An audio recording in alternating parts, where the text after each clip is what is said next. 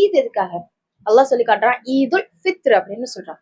எதுக்காகனா நீங்க ஃபித்ராவை நிறைவேற்றுறதுக்காக தான் இந்த ஈத் பெருநாள் அப்படின்னு சொல்றோம்.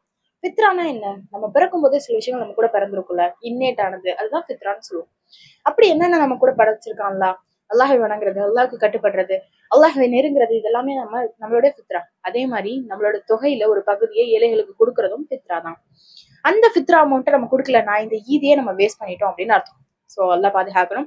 இந்த ஃபித்ரா தொகையை தொழுகை போறதுக்கு முன்னாடியே நம்ம கொடுத்துடணும். எந்த அளவு கொடுக்கணும்? ரசூல் ஸல்லல்லாஹு அலைஹி வஸல்லம் ஒரு சா அளவு கொடுத்துருக்காங்க. ஒரு சா அப்படின்றது 4 மத்து. ஒரு மத்து எவ்வளவு அப்படின்னா 2 கை அளவு எவ்வளவு அள்ளி போடுறோமோ அதுதான் மத்து. இந்த மாதிரி 4 முறை செஞ்சாங்க அப்படின்னா ஒரு சா. சோ இந்த அளவு ரசூல் ஸல்லல்லாஹு அலைஹி வஸல்லம் பேரிச்சமோ இல்ல பார்லியோ இல்ல வேற கோதுமையோ கொடுத்துருக்காங்க.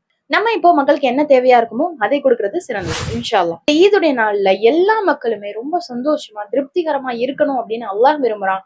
அதையே நம்மளும் விரும்புவோம் இன்ஷா அல்லாஹ். நம்மளுடைய ஃபித்ரா தொகையை கொடுத்துடலாம்.